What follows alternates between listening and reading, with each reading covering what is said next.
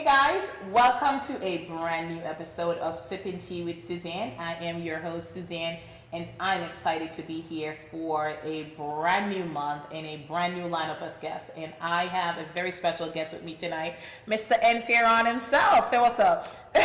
What's up, guys? What's up? What's up? I'm excited for him to be here, and I will have to have a disclaimer that because I do actually have a singer here, I will not be singing tonight. Personally, he will be singing on the other hand, but I'm going to have to deprive you guys of my lovely talents tonight. We'll see how the singing goes. I know, right? I'm trying to start a rap group, so... Yeah, I'm trying to start a rap group, as you all know. But I am so excited to be here. It is a brand new month, the fourth month of the year, and I'm always excited to kick off a brand new month and see what is out there for us. Thank you for those who tune in every week. I appreciate you. For those who are already subscribed, I appreciate you. If you are not subscribed and you're here for the first time, please make sure that you subscribe, you like, you share, you write a review, and you also go ahead and hit the notification button so that you'll be notified every time we post new content, because every Wednesday live at 5 I have a brand new guest for you. I do want to highlight my sponsors. So I have Life Garden Cafe, which is my fabulous space sponsors. This is a great place to come for an event. It's a great place to come to eat lunch, to plan a meeting. If you want to host a party, they hosted an amazing party here this weekend. So please connect with them at Life Garden Cafe. And I'm also excited to announce that this Friday, the 7th, they are unveiling their new dinner menu. They're going to be having extended hours, and this Friday, starting at 5 o'clock. Seats are limited, so it's very exclusive and inclusive. So go ahead and make your reservation and come on down. And then my second sponsor is none other than Paul Anderson Photography. Please contact him for all your photography needs. You're looking for a headshot, birthday party, weddings, funerals, barbecues. And if you're looking for real estate photos, he is available for all of those. So those are my sponsors. And if you're interested in being a sponsor, please connect with me at Suzanne@positivelysuzanne.com. So I am ready to dive right in. So I mentioned that he's a singer, but he's more than that. He is a musical genius because he plays a lot of different instruments. And we're going to hear a lot about... I noticed he didn't bring any instrument here tonight, though. Like, I was expecting a guitar at least. Well, I don't really fully play. I fool around with. So I'm a beginner guitar player, acoustic guitar. Okay. Very basic. Okay. Beginner stuff. I fool around the drums. And at one point I owned a professional keyboard. Okay. Can I play it? No. Okay. Maybe Mary had a little lamb. Okay. Yeah, so no, I would not really walk with instruments because, yeah, I'm not a quality musician. Listen to me, I play zero. I play zero, and if I had a little talent, I'd be walking around with it. I was just telling a friend today that we should go across the country and play our instrument for money. Yeah. Yeah. Well, yeah, if you have the vision, you never know where it will take you. So, This is true. If you feel compelled, go for it. I have the vision, not the talent, but I do have the vision. All right. Yeah. Okay, so let's talk, because you are an all-around Renaissance man. First of all, big up Yadi. We're Jamaican, so we gotta, Yeah. Oh, yeah. So apologies to the audience for the broken English that may come from time to time during this interview. My apologies. It's gonna come out. Yes. It's gonna come out. It's all right, because every time I have a Yachty in the coach, it's like, okay, we just pretend I think we're alone and we're having this conversation. Yes. But you're very multi-talented. So a couple of things. I know you're a musician. I'm gonna throw that out there. You play a couple of instruments. You are an author, so you're gonna be showing your book later on. And one of the things that I find that I love about your music, it's a mix of reggae and gospel. Yes. All right. So yeah, that was the aim. That was the aim. That was the aim. Aim achieved. Aim achieved. How about that?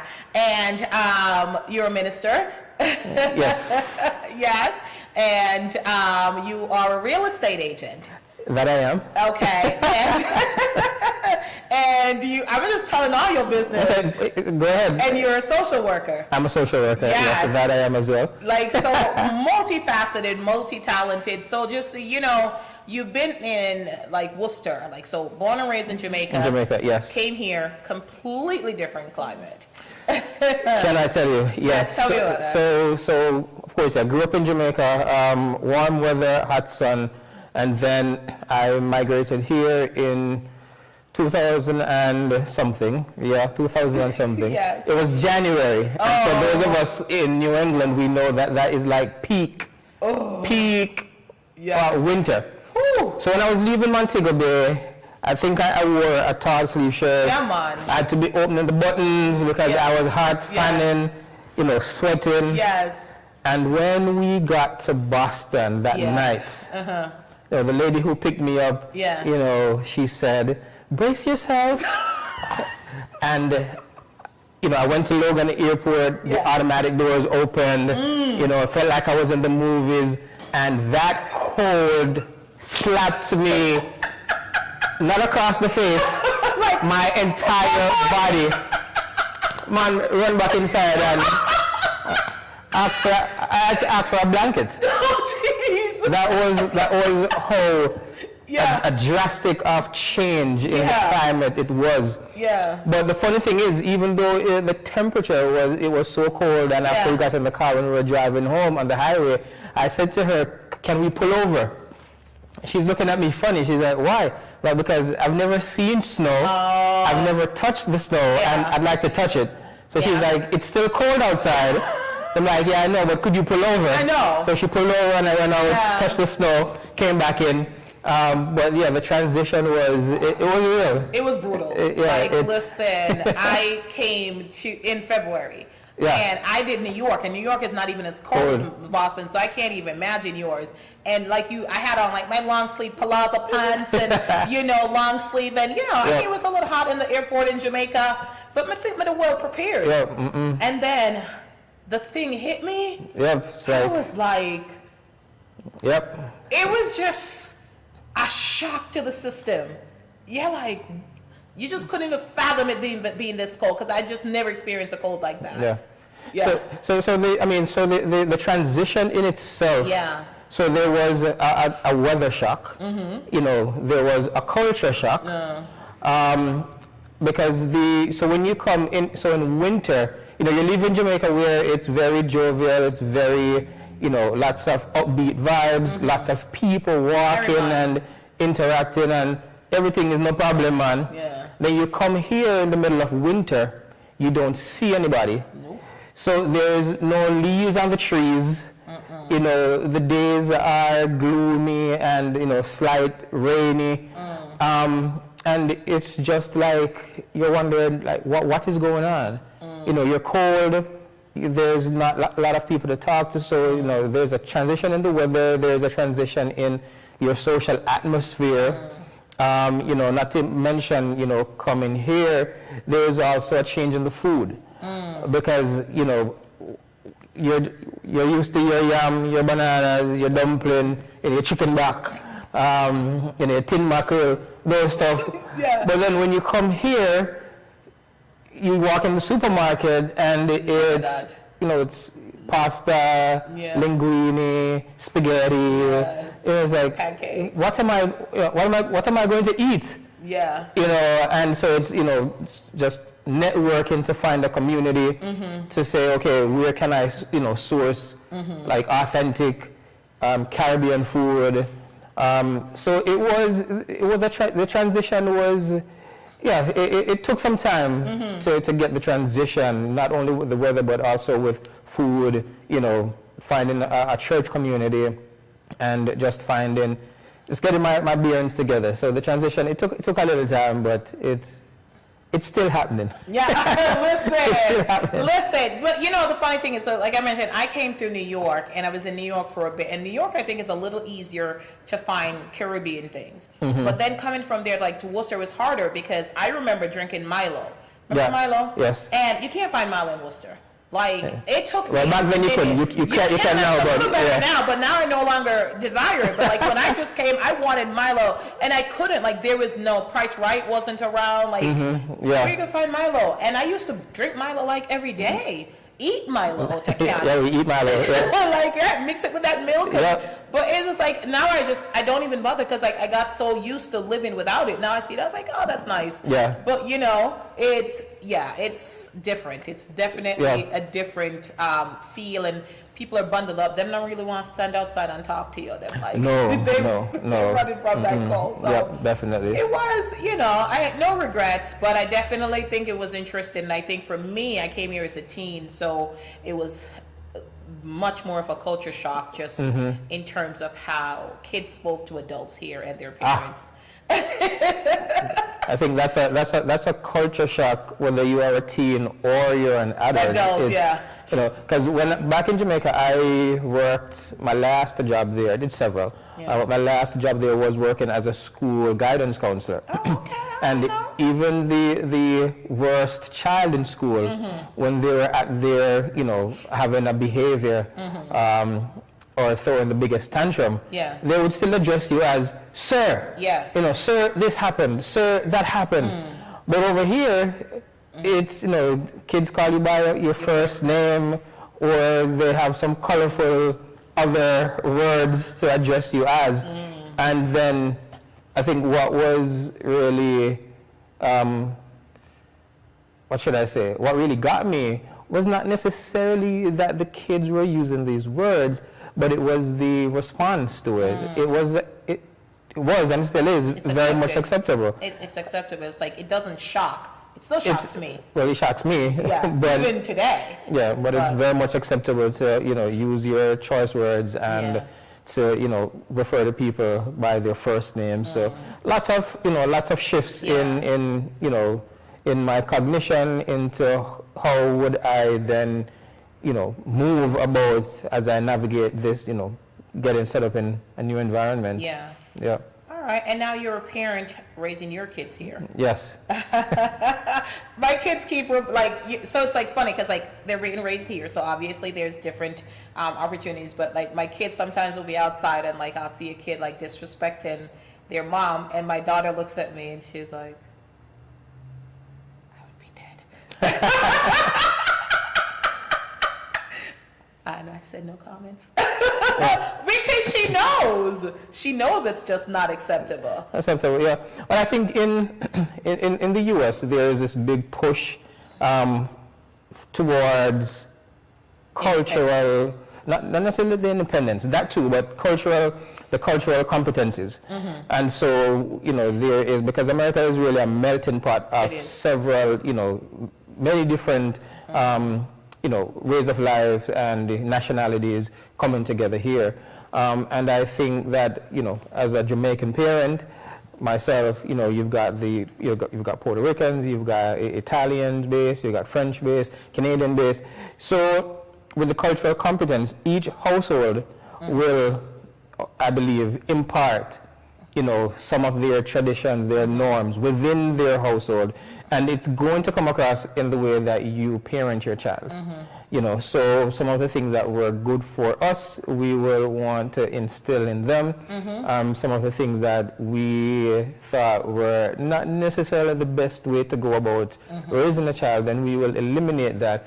But it's, you know, it comes across now, so when we're each in our individual pods of cultural acceptance, so this is accepted in my household, but it's not accepted in your household. So when the kids get together, like when you're out with your daughter and they all get together, then it is when all of that is being played out to see, well, this family accepts this, but my family would never accept that. You know, I think it's a bit of that, you know, navigating that for the kids as well, where, you know, they'll have to appreciate where the culture is coming from. And they may not get it now, but they'll get it when they get older. Absolutely. I mean, let's hope. I mean, no, you're right. It is a melting pot. Like, that's another thing. But yeah, it is a melting pot with just so many different cultures, and you know, and I do believe that, like, so I do raise my kids with like a strong component, like to Jamaica, but there are certain things in Jamaica that I did eliminate in terms of, you know, it's like not being able to talk to your parents, because I wasn't raised being able to not talk back. There's a difference, but like talk to my parents and have conversations about certain difficult things, you know, like I make sure that I'm open and that my kids can have that conversation with me. Like when I was raised, my father, whatever my father told me, that's just what it is. I couldn't question his decision. I couldn't ask why. I couldn't give arguments as to why I want this. Just like, Dad, can I go hang out with my friends? No. And that was it. Like that was it. No quest conversation. Sarah's like, Mom, can I go hang out with my friends? No, Mom, please. Why not? Well, you have chores to do at homework. Well, if I do my chores, will I still get to go? No, because you have homework. What if I finish my homework? Or what if I do double chores tomorrow? Like they're always like, they're trying to negotiate. Exactly. Trying to find an negotiate. angle. Yeah. But you know, I allowed. Well, I won't say I allowed them because you know I don't own them. But you know, that's okay. That's acceptable. It's healthy. It's healthy. I think so. Yeah, She's it's healthy. like she knows it's not. She can't be disrespectful, but she could certainly try to, you know, win me over with certain.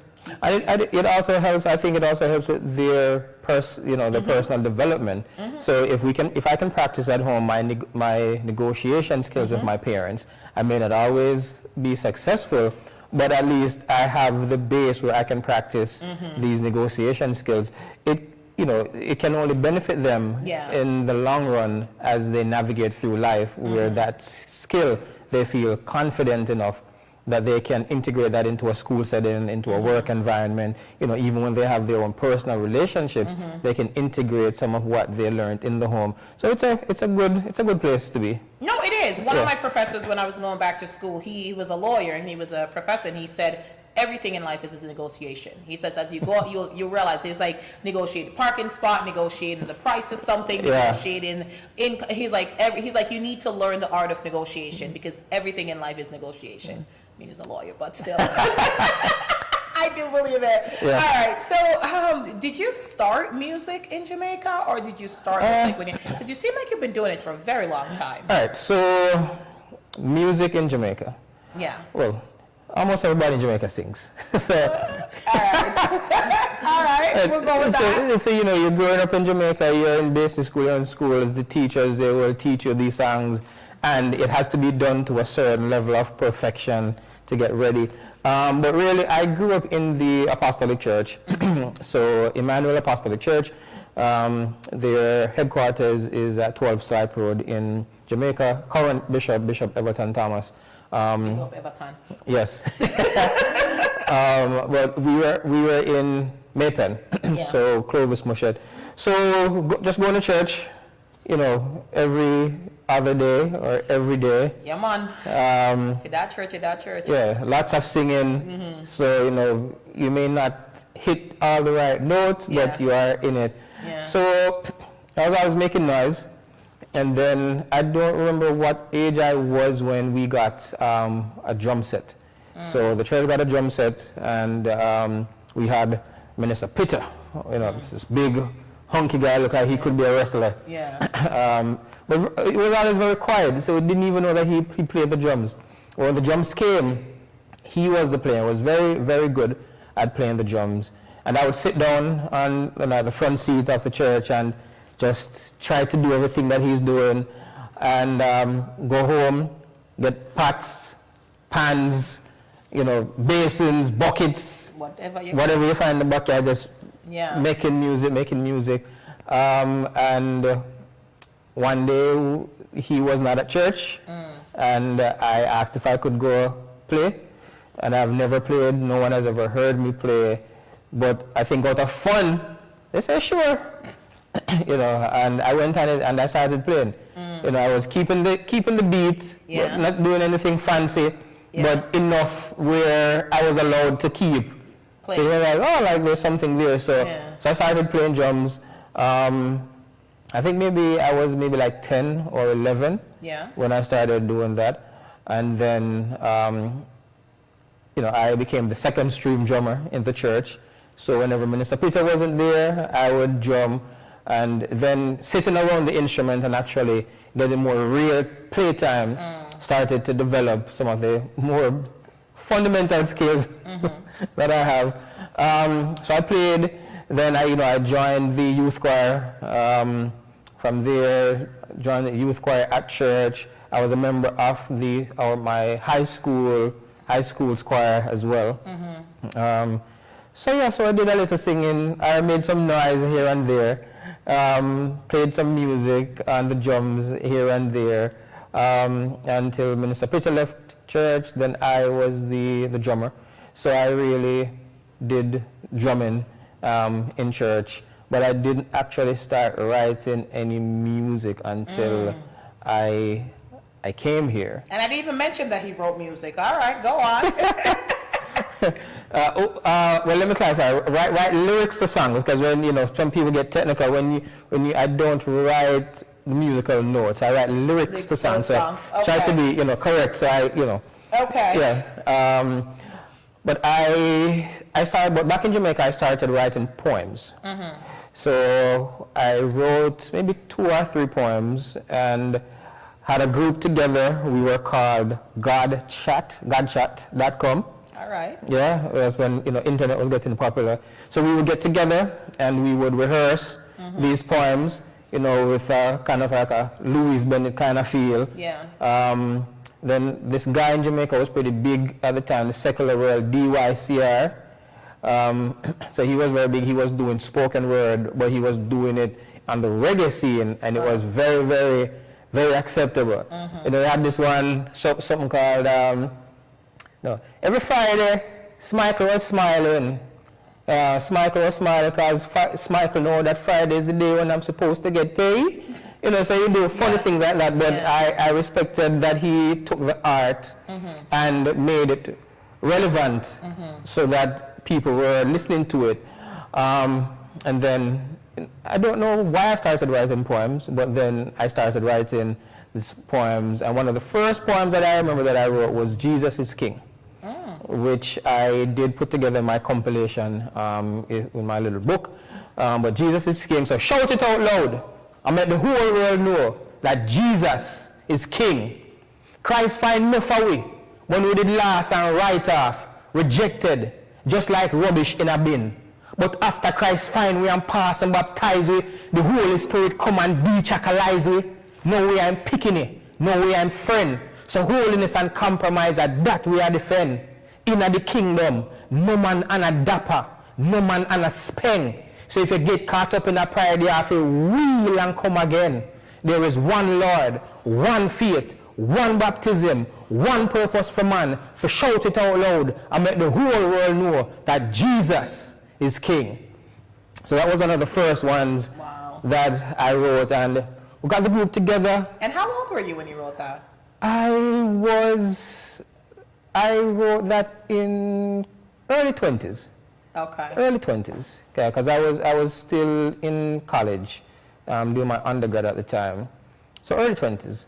You can't tell black people age, so how long ago was this? Like, you're like early 20s, folks are looking like, so what does that mean? Yesterday? Last week? Like, I have seen many breadfruit crops. Okay. Not 1 or 2, many breadfruit crops. Okay, all right. Yes. Okay. So when we get together, there's a good group of us, maybe 9 of us will get together and we rehearse these poems. So when you hear 9 voices coming together, saying a poem like that, it was really powerful.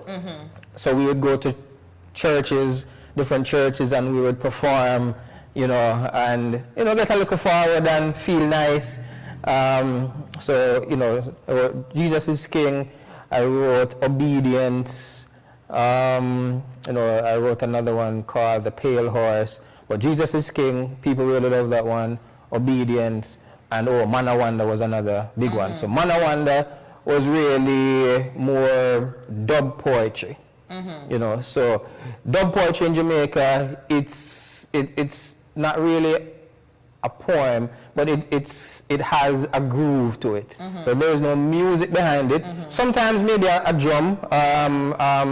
We call it, in America they call it a foot drum. Jamaica would say like a Congo drum. So you'd have like a Congo drum and you'd have the words behind it. So with Mana Wanda, to give you the different feel of it, we'd started with Alright then, man I wonder, cause them no know when the Almighty God a go show up. Some a gather, no for scatter, many no business bout the matter. Them now watch the signs of the time. Earthquake, tsunami, things of this world, great tragedy. Man from strange land a kill one another, but brother, I kill them own brother. A time for look up, cause the king soon come shining with glory more than the sun. So, you know, with that kind of dub poetry feel. Yeah. So again, when you had like, you know, 8, 9 voices coming together, you know, we also had a choreography with it. So, you know, good time as young people getting together, something to help keep us in the church, and you know, we'd fellowship, we get together on a Saturday at somebody's house to practice. You know, we'd walk with bread and bully beef or corned beef, you know, 2 lime in your bag and, you know, half pound of sugar. You know, so we'd have something to eat. Yeah, man, good vibes. Long time. Yeah, so I wrote those. Yeah, the group died down. You know, people had different interests. People moved away to college, and you know, other stuff. So yeah, and then I had those. Then I moved here, and I believe I got the inclination to maybe write a song. So I was attending Christ Tabernacle Apostolic Church, and they held a block party. So block party, basically keeping what we call in Jamaica street meeting. Keeping church outside, but this was on a Sunday morning. They were keeping church outside, so the entire, you know, a section of the road was blocked off, you know, music playing. And I realized that we had lots of, not only Jamaican, but Caribbean people were there, but we didn't really have a lot of Caribbean music that was being played. So I said, maybe it's not being played because they don't know about it. I'm not the first reggae gospel artist. There are many, you know, prominent gospel, reggae gospel artists. Very big, you know, Jermaine Edwards, you know, Lieutenant Stitchie, Papa San, Chevelle Franklin, DJ Nicholas, you know, just to name a few, Prodigal Son, Jason, a whole lot of slew of very talented individuals. But anyway, when we were at the block party, I realized that there was a need for it in that particular church. I said, maybe I could try to write something. And so I went about and tried to write a song. So the first song that I wrote was His Love. It's called His Love. It came out on my first album. And I got the I got the chorus of the song first. You know, in spite of everything I've done wrong, Jesus still loves me. And when others fail, He's always there with open arms for me. So Jesus, I love you, and I praise you, and I thank you for being my friend. Jesus, I love you, and I praise you, and I thank you for being my friend. You know, so I wrote it and had it, and then Rayan, who is a very good friend of mine, Rayan plays the guitars very well. He will not admit it, but he plays the guitars very well. So Rayan was always big into, let's get together and, you know, do some music. Whether we're doing covers or we're playing, you know, let's just keep it alive. Rayan and my wife sang together on their school choir in high school. So they had that connection. So, you know, Rayan would come over and my wife, and they would, you know, Rayan would play and they would just sing and just all the vibes. Yeah, man. So I brought the song to Rayan, and Rayan said, hey, you know, I know a few other people who could sing, so we could, you know, maybe do harmonies here. Rayan has a very good ear for music, so he can tell you when you're off key, you know, has very good ideas. Maybe we should, you know, do a crescendo there, or, you know, maybe we should do a 3-part harmony here, or, you know, very good ear for music, and very open with his opinions. Good opinions. Yeah. So you know, we were able to get together. So Rayan, my wife, Nikita, Joanne, Sister Joanne Fowling. Yeah, so we got together and we started practicing the song. Yeah, and I wrote it, they liked it. So I'm like, okay, if they like it, maybe it's okay. Then got a track made, you know, went in the studio. First time going to studio, figuring out how this thing works. Yeah. And we laid, you know, His Love. We got His Love, His Love done. And then from His Love, then I started looking to say, okay, so in looking at the market, so in Jamaicans, we put out lots of singles in Jamaica. But in America, the artists here, they do albums or they do EPs. They do a body of work, you know, as opposed to an album. So, sorry, opposed to a single. So I decided, so seeing that I was here on this side, I said, okay, well, maybe the best thing to do is to, you know, write a few more songs and put out whether a small or a big body of work and not just one. So then I wrote some other songs. Don't remember what order I wrote them in. I think the second one after that was Who Can Save You? So Who Can Save You, I remember, story behind Who Can Save You is I got a free CD from Ipanero. Ipanero is a Worcester gospel hip-hop artist, very talented. He writes, he produces, he does video. So he gave me a CD and I was listening to one of the tracks and he had the beat on it, and I realized that driving to work, I had another melody in my mind from the track that he had. And, you know, I started saying, who can save you? You know, who can free you? Truly heal you, only Jesus Christ, 'cause He died for you. Think good things of you, He is always with you, He is Jesus. Hey, before this world began, Jesus Christ know you. Better than your mommy and your daddy will grow you. He know what in your heart and in your mind and in your soul. So open up your heart and make Him take control. Behold, if you dwell up in His secret place, Him will hide you and protect you from all disgrace. And first place in Him kingdom, this say you go base. So whether you're old or young, I beg you, seek Him face, 'cause this race is not for the swift, not for the strongest, but for the man who can endure the longest. With prayer and fasting, keep your garments spotless. You know, so kind of get that flow. I went to him and I said, hey, I was listening to your song and I have this other flow to it, you know, not sure. And he was so excited. He was so excited that I came to him, and because of something that he produced, inspired me to do something else. And so he was like, here is the track.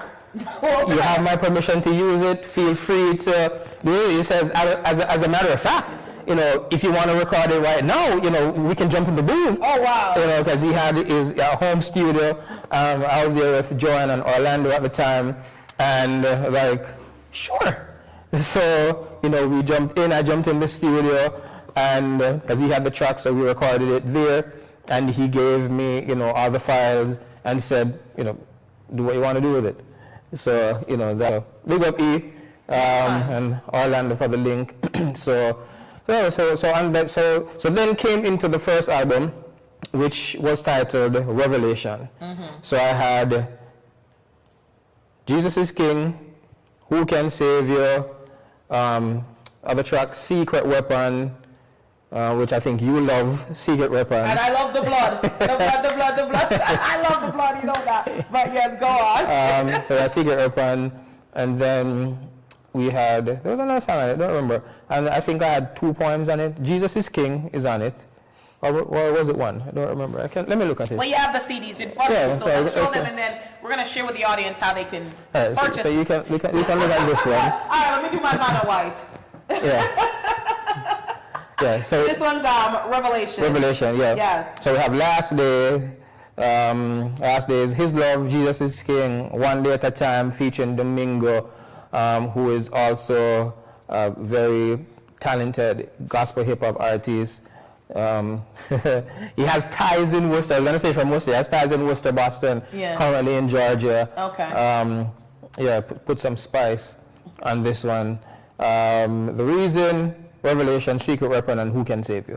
So, you know, this album came out, what, in 2014.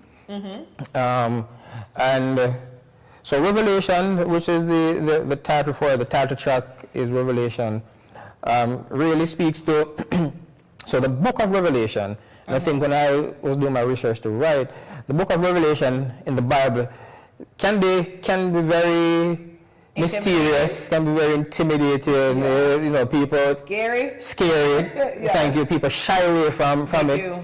And so I wanted to really, you know, bring some light and some exposure to it, because it's good content that, as a believer, you should know. And so when I was penning the title track for this one, which is number 6 on this, Revelation, actually everything that is, well, almost everything in that song was taken directly from the scriptures in Revelations. All right, so it begins with, this is Revelation, ending of the nation, on the Isle of Patmos, John got the vision, you know, come everybody, make your decision, the time will come when you can't choose one. Then immediately from the first verse, listen of these things that will shortly be, because that's our Revelation 1:1. Listen of these things that will shortly be, you know. Then it goes, so blessed are you if you hear this prophecy, you know, we have 7 stars, 7 church, 7 spirits of God, there are 7 seals, 7 trumpets.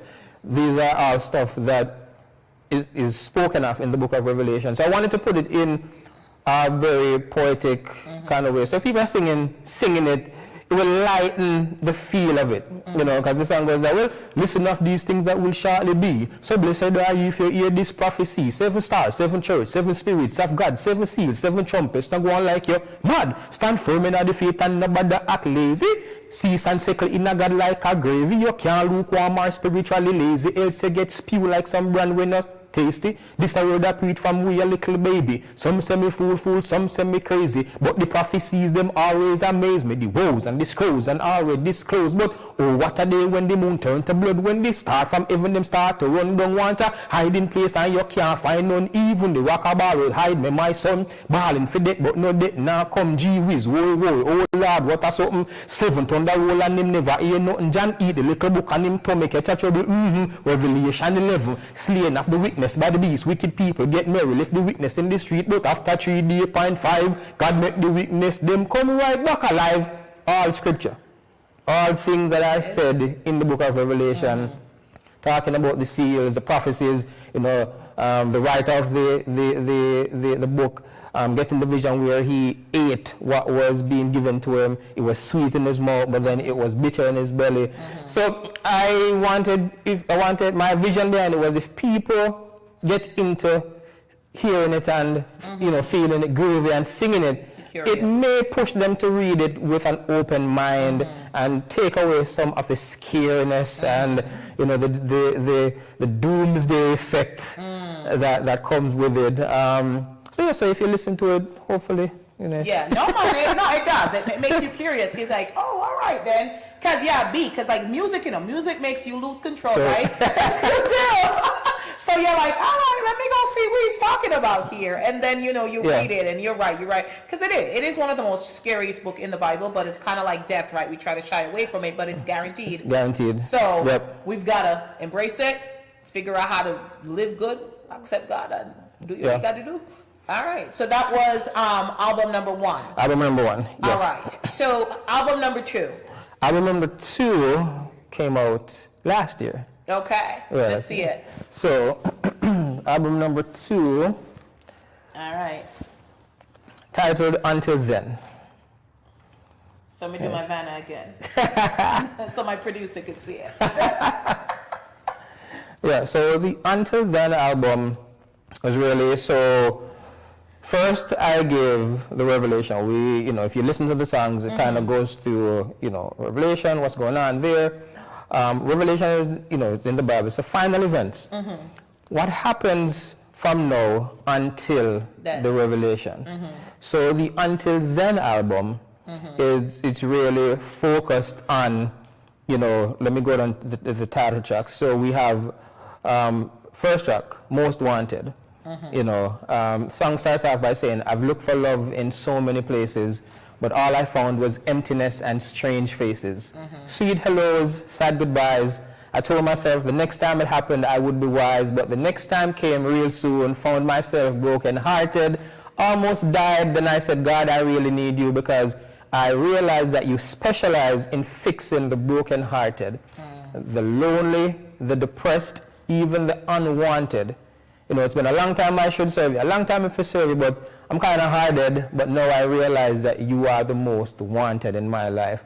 So until the revelation comes, we need to have an understanding that God should be paramount in our life, right? He should be the most wanted thing in our life. So until then, we need to make that a big priority. Track number 2, No Weapon. Alright, so it says, no weapon formed against me. Sing that, because you know like I want there. I'm sorry, my friend. I'm going to sing it because I like I want the body. Alright, so it goes, no weapon, no formed against me. It won't work. No weapon, no weapon, no formed against me. It won't work. Me tell them say, anytime problem come, God have me remedy. He give me the vision for the mission, when commission me. So me no worry when them Twitter negativity. Some sprinkle powder dash where I not bother me. Cause when the road get rocky, problems are pressure me. Isaiah 54 always encourage me. There is a secret place in Jesus Christ, we're full of grace. Son of a king, so me always have a smiley face. No weapon, no formed against me. Hey, they won't work. Listen, no weapon, no formed against me. It won't work. Yeah. All right. You know I like that one. Thank you. Like that. Okay. So it goes again to the theme. Until then, we need to have an understanding that weapons will be formed against us, but they won't work. So, while we are waiting for the revelation, the inevitable to happen, stuff will come in between, but we need to be anchored on the rock. Anchor our faith, knowing that no weapon will form. Other tracks on it, You Deserve It, which I did with my man Shadow, gospel, hip-hop gospel, extraordinaire, out of Worcester. That guy is a lyrical genius. All right, no. Yes, very lyrically inclined. Also on this track, my wife, CC Smith-Fearon, is doing some lead vocals on it, so made it beautiful. So you can check it out. You Deserve It, saying that God deserves all our praise. I dropped Mana Wanda, which is a dub poetry that I did before. So even though Mana Wanda was written many moons before this album was even thought about, it came on this album. Okay. Then one of the tracks that I really love a lot from this album, Test and Trials, is on this one. Because again, until our Lord and Savior comes, there will be tests, there will be trials every day, every hour, every single minute. And I wanted to really write a song to encapsulate the struggles, the hardship, the pains, but also to give people a glimpse of the victories that can be felt, that can be touched. So we've got Tests and Trials, which only comes to make us stronger. So the song says, so we should take the test of life and get wiser. Never compromise yourself. Always keep sober, because when you think you are alone, that's when you're on God's shoulders. Some people say, they listen to the song and they say, when I'm all alone, I'm in God's. But however you want to interpret it, I just want people to understand that until then, yeah man, him have you. He's with you. All right then. Yeah. All right, so 2 CDs, and I know that you've been, so how can folks get this music? So my music is out on all digital platforms. So whatever you listen, I'm not going to call any names, all digital platforms. If you type in, because I'm not yet very popular, you'll have to type in the entire thing. So if you want the first album, it's Revelation by N. Fearon. If you're looking for the second album, it's Until Then by N. Fearon. If you just type in Until Then, it probably won't pop up. If you just type in N. Fearon, it probably won't pop up. But if you type the entire thing, yes, you will find it. I've got hard copies as well. So, you can follow me on Instagram, N. Fearon Official, or at N. Fearon Official. Also on TikTok, at N. Fearon1. So you can inbox me, but it's there online. For people in the Caribbean and Jamaica, it's a little bit hard, I've heard, to get on some of the digital platforms that are, popular. In the US, the UK, Asia. So I would suggest for people in the Caribbean, you could DM me and we could, figure out the shipping and handle it. Yeah, figure that part out. Yes. Okay, all right, cool. So you also have a very musically inclined family. You mentioned that your wife, Cece, was singing vocal on one of that, but she's a singer. Yes, she is. Yes, she is. She sings, like, Yes. And I know that you're teaching your kids also to be musically inclined, or they seem to enjoy it. They enjoy it. Yeah. So I'm hoping that they catch on to it. My son is currently interested in, he's doing violins, he's doing acoustic guitars. He has a drum set in the basement that he doesn't use. I don't want to talk about it because my daughter just sold hers, and I'm just like, she was so excited. She's like, I got $110 from Guitar Center. Well, I said, do you know how much I paid for you to get $110? Like, you're excited. I'm like, I should get that money. She was so, but she's like, Mom, I'm not using, the negotiation, right? Yeah. But she was so, and I was like, girl, the fact that they gave you that much. I was going to say, if you got 100 from them, Thank you. I don't want to talk about it. All right, we won't talk about it. We won't talk about it. Processing it. We won't talk about it. Okay. But yeah, no, that's awesome. Like, I know. So your wife's also in a group. Yeah. So my wife. So the group. Yes. Thank you. So 4TM Music, which stands for For Total Ministry. So which comprises current members Rayan Case, Nasilia Smith, C.C. Fearon, Nastasia Dukes, and Nikita Lawrence. So we've got, 4 dynamic individuals. So yes, there's 4TM Music, very dynamic group who has so 4TM Music is an entity outside of N. Fearon. They assist me with doing backup on my songs to make me sound good, but they also do their own thing. They currently have 2 studio recordings out. That's also on all digital platforms. So we've got Blessed and Highly Favored, which they featured me on that one. And Awesome Lord. Yeah. So it's 2 different fields, because Awesome Lord is really kind of like praise and worship, like Hillsong kind of praise and worship, genre of music. Blessed and Highly Favored, it's more Caribbean, Grace Thrillers, Marvia Providence kind of feel. So, but they're very, very eclectic group. They can sing just about anything. No, they can. They're pretty good. Yeah. I remember one particular concert, it's not concert. We went to a church when we were at Born to Win Ministry. Went to this church in Boston, and you did minister with them. I won't say perform because they were in church, so it's not perform. So that you ministered with them, and that was outstanding. I remember. I don't even know the name of the church, but I think I remember. Yeah. I don't remember the name of the church, but I do think I remember. I think they were wearing yellow, if I'm not mistaken. It's like those are the things that stand out to me. I remember the music. It was really good. Yeah. Well, I'm glad you enjoyed it. They are working on some music for. Let me not put a timeline on it, but they're working on some new music to come out. Okay. So they should, when it's out, I'll let you know. But we're writing songs, and we're going over stuff. So yeah, the aim is to have a few more original stuff out for them pretty soon. Okay. Pretty soon. All right, cool. Oh, well, no, that's cool. I mean, I listen to both Fearon and 4TM. Thank you.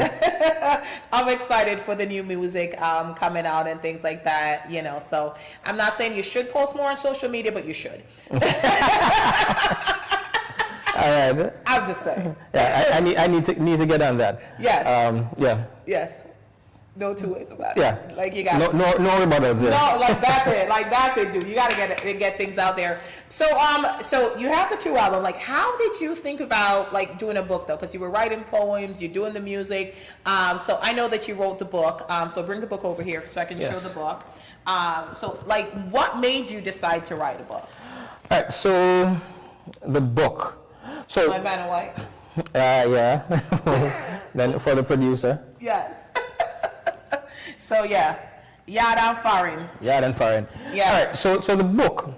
So remember earlier I said that I initially in Jamaica I started writing. I did poems, and you know, we had the group in Jamaica that we did the poems for, with. Then the group kind of like, you know, dissipated, and then I came up on the endeavors to do the music. I traveled to Jamaica in 2016, and when I went down, my mother said she found a book that a hardcover book that had some stuff that I was writing, and she gave it to me. So I was there just going through it and realized that, oh, it's good content to me. It seemed as if it was okay. And so I took it back with me, and then I started adding a few more, you know, stuff here and there to it, and the book was getting old. It was getting very old, and so I said, okay, I want to preserve these things that I have. So I said, okay, what's the best way to keep them? Let me type it. So if I have it in a digital format, then, you know, I can save it to email. So I started to just type stuff up just to keep it, and then I started thinking that if you are doing it in this format, you know, why not just, you know, compile them together and just keep it. So I said, okay, to myself. So I just went about that process. It wasn't anything supernatural or spiritual. It was just, you know, it came out of wanting to preserve, you know, little sayings here and there that I had. So yeah, that was the drive behind it, just to. That was it, like, okay, yeah, preserve it and to things preserve like that. it And so keep like it. You weren't woken up in the middle of the night to scribble. No. So the book is called Yard and Fearon. Yeah. So why I said Yard and Fearon was because, you know, I found, you know, well, my mom reintroduced me to my writings when I went back home. So I started writing these things in Jamaica. If you're from Jamaica, you know that they also call Jamaica Yard, you know, Yard, they call us Yardi. Yeah, and then I had some other writings that I was here in America, and for Jamaican people, whenever you, from your go airport, you're going to Fearon. Fearon you there. Right. No matter which country, Fearon you there. So the title for the book, Yard and Fearon, was just a bridge between you know, the two cultures, the two ideas, you know, two different times when I started to scribble stuff. And the book itself, it's not a religious based book, which, you know, sorry to some people who think that it's only. So it's a combination of poems that I've written, quotations that I've either written, I've heard, I liked it. So the ones that I've heard and I liked, I've, you know, given the accolades to who have written them. Yeah, so some of them are about my faith. Some of them are about my culture. Some of them are about love. Yeah, so it's, I have the book. Yeah, it's an amalgamation of, you know, different space and different times. Lots of people have thought that maybe it should have been only very spiritual based. And to that I say that we are, as individuals, we are, you know, we are not we're multifaceted. In our experiences, it's multifaceted, and so the approach to incorporate different facets of my life experience. Yeah. I love the book. You know what? And I think Thank you. folks are gonna say, you know what they're gonna say, but now this is what I say to people, like, you know, like, you're a child of God.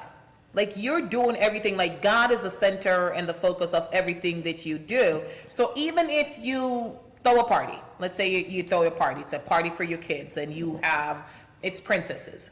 Yeah. Doesn't take away the fact that you're still a child of God. You're not worshiping the princesses. You're just enjoying the princesses. That's how I see it. I mean, it doesn't take away from my faith. I'm still a child of God. So yeah, I'd be dressed as a princess, and she'll be dressed as a princess. You're always dressed as a princess. Touche. Touche, my friend. But yes. Hey, I like it.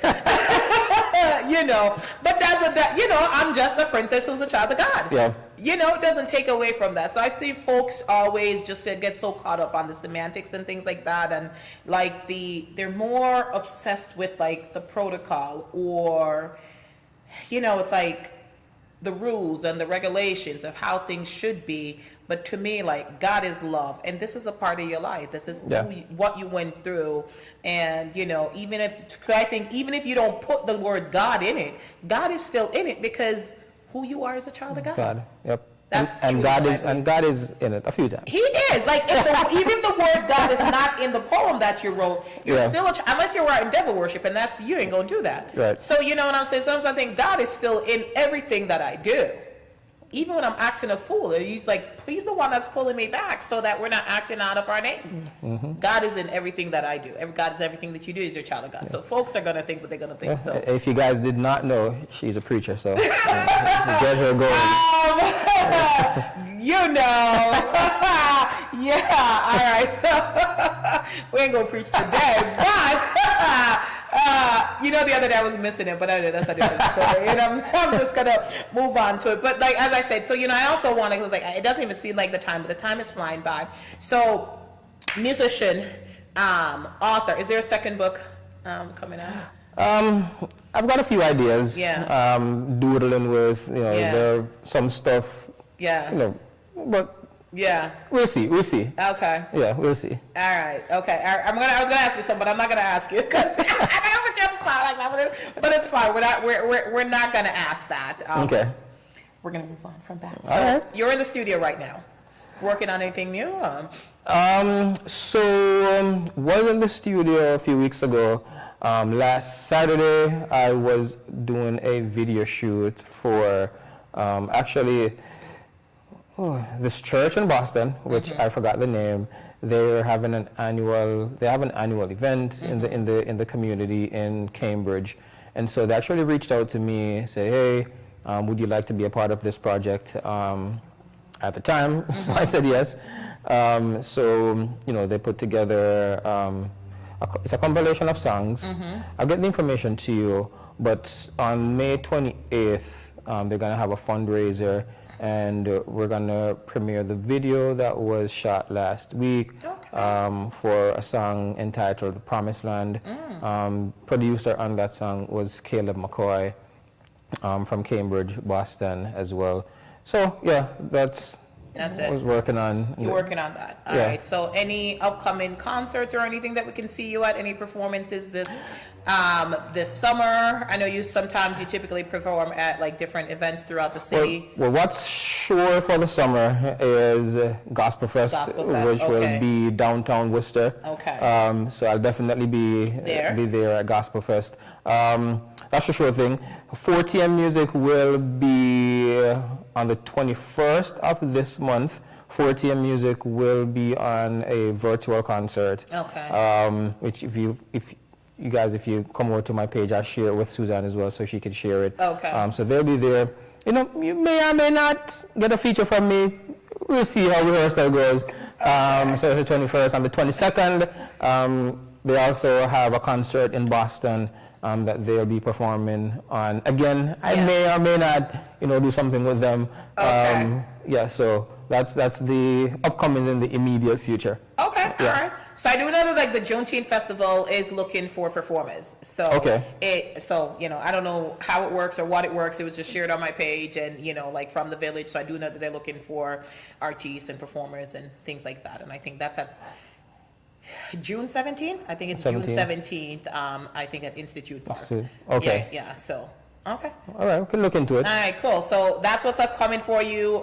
Do you have a website that folks can go to? I know we have you on Instagram. Is there a... No, website is not currently up.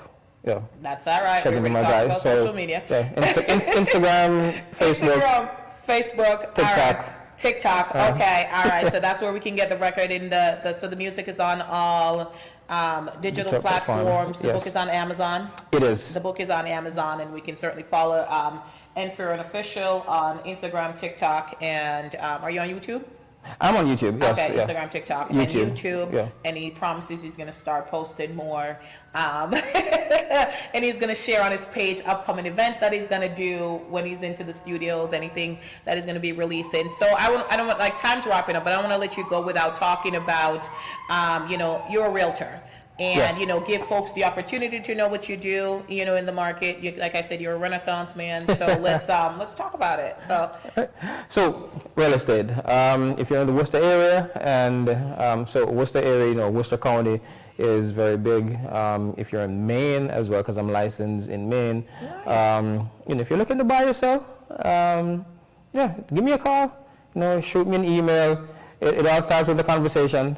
Sometimes people think that they cannot, if the thought is in your head, just have a conversation. You never know where things are. You never know. My broker always says that it's always a good time to invest in real estate. Absolutely. You have no idea. So if you have the thought, whether you want to buy, you want to sell, you want to invest, give me a call. I'll assist you with the process. All right. No, I know. No, give him a call. Like, I'm a lender, and I say this all the time. People disqualify themselves from the process because they assume they won't, and they don't even have the conversation. But ask, because even if the answer is no, what Nick can do, what I can do is kind of tell you, okay, so it's a no now, but this is what we can do to get there so that we could be there 6 months from now, 3 months from now, like whatever. Yep. But if you just assume, you're just going to go on assuming, and that answer will always be no. Because when you're setting your goals, if you set your goals, think about it. The minute you set your goal is not the minute you accomplished your goal. Nope. But when you set the goal, then you have to then create a roadmap to get to your goal. So if you have a goal to sell your house or a goal to buy your house, as she said, don't disqualify yourself. Give me a call. Let's try to make that roadmap. You may get there sooner than what you think. Absolutely. Yeah. So absolutely. All right. So we'll do that. So was there anything that, like, I felt like we chatted a lot and we got out of the book, all of that. Is there anything that you want to share with the audience that you feel like you didn't get an opportunity to share? I think this week I've been, with just news that has come to me. So I'd just like to give a shout out to people to say, with your family, with your families, definitely invest time in your family. In your spouse, your partner, your children, your parents. Spend time, invest, listen, work things out. Those people are important. So, we have to keep the family unit together. We have to keep it strong. And it begins with having a conversation, with listening, and giving each other the benefit of the doubt. So. No, that's good. No, that's good. Honestly, I was chatting with a friend of mine today. I was saying to her, like, one of the things that I've started to do lately, like, I'm putting the phone away. Because it's distracting. Like, social media is a rabbit hole. You go on one thing and, 30 minutes later, you're still looking at videos on TikTok. Oh, 30 minutes? That's not bad. I'm being generous, right? But, so I'm like, at night, like, I put the phone in the room to charge, and I'm in the living room. If I'm doing homework, or, the kids come to me, or, I'm putting away because I know that it's distracted. I mean, there's a lot of nice things to look at, and now I just started following this Jamaican food guy, like, that makes some really good food. Like, I don't even eat oxtail, and he did this oxtail thing the other day. I was ready to try it. So it would look that good. You're gonna have to tell me who that is because Natalia loves. Oh, I will send it to you because it's like I'm sharing the recipe. Okay, and I'm saving it. All right, I even saved how to make rum cake. You know I'm not gonna make no rum cake, but it looks good. It looks so good. So I will send it to you because I'm like, okay. Okay, so yeah, I'm gonna. All right, so no, you're absolutely correct. The family unit is so important, and it's important that you spend time with your spouse, your partner, with your kids, because you know what, life is coming at you at so many different angles, and it's coming at you fast. And you know, there's so much negative out there, and you have to ensure that the folks that are in your bubble, that are in your circle, that you're showing them the grace and showing them the love that they deserve and that you deserve. Because you know, if you saw my post today, it's like we don't get the life that we desire or deserve. We get the life that we create. Okay. We all deserve love, but if we don't make ourselves receptive to it, if we don't show love, receive it, and give it, we're not going to have it. So it's very important that we do that. All right, cool. So final question. Yes. So my friend Nataki and I are thinking of starting a rap group. Would you produce us?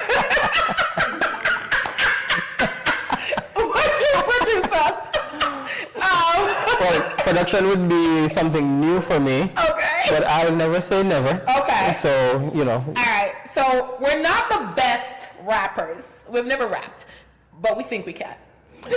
Well, I've seen a few people in history who, you know, producers did a very good job of, you know, making a product shine. So anything is possible. We could be the princess rapper. Anything is possible. Yes. I'm just, boy, please. But I appreciate the way you answered that. Like, you're really considering it. In the meantime, you're thinking, Lord, I'm going to block my number from this girl. Like, it's not really. But no. Anyway, thank you. You know what, though? You should teach vocal lessons because, as you know, you should. You always say you don't sing. And you can sing, because you always say that your wife is a singer. And I love that you give her that prop. But you can also sing. Because you know my daughter, Sarah Jessica, she's a singer. And, you know, I always think, like, Sophia Grace, she wants to sing, too. And she sings a little. But I'm always looking for, I do believe that she would benefit from vocal lessons. But I also want to put her around people that I trust. Yeah, I'd refer that to 4TM. Yeah, you said maybe Rayon, who I mess with and call Crayon. Like you said, he has an ear for music and he's not short on opinions. Yes. Okay, all right, so maybe I'm going to have to connect with him. Okay, all right, cool. Well, no, thank you. Well, it wasn't a no, people, so the princess rapper. What was my name? What was my rap name? Oh my gosh. P-Pop or P-Ross or P-Sue. Yeah, it was P-Sue. P-Sue might still be coming. Oh, well, tell you what, while you're doing that. So, yes, I brought these. Yes. So I brought 3 of each. So I'll leave 2 of each with you. Okay. And then, you know, with you and your audience, you know, you could decide how you would want to, you know, creatively figure out a way to share it with someone in your audience. I'll have a little challenge. Yeah. I'll have a little challenge. And I'll have a little challenge, and then somebody could win CD1 or CD2. So thank you so much for that. Well, I appreciate it. So I do, I'm going to give a shout out to my girl Nataki, who has been one of my most faithful viewers in the audience. So big things are going for her. She's going to be doing some exciting things going forward. So today is going to be the last day. She's going to be in the audience for a while. It is a closed set, but she's one of my support system who's in the background and who's tried to block me every time I try to sing, but we won't talk about that. But thank you, Nataki, for showing up. I appreciate you, and I'm so proud of you and happy for you. All right, so kudos there. All right, and Fearon, thank you so much for saying yes. Thank you so much for coming on the opportunity. Yes. No, thank you. I had a good time. Thank you very much. You're welcome. Had a good time. So I do need one special favor as we are going to sign out. You know The Blood is one of my favorite songs. So can we end with that? All right. So we're going to end with, say bye, and then you're going to end with The Blood. All right, thank you guys. And then now the musical styling of Fearon. So it ends with, it goes with the blood, the blood, the blood, the blood, the blood, the blood of Jesus, blood, the blood, the blood, the blood, the blood. Listen, me have a strong tower for run to when trouble come. All when me fall upon me face flat tumble down. Hear my cry, oh Lord, my defender. Me flesh want, but me spirit surrender. Plead the blood of Jesus from door to window. No witch, no demon force now go in there. Dance like David. Hey, hey, the blood, the blood, the blood, the blood, the blood, the blood of Jesus, blood, the blood, the blood, the blood, the blood. Get it? The blood, the blood, the blood. Thank you guys.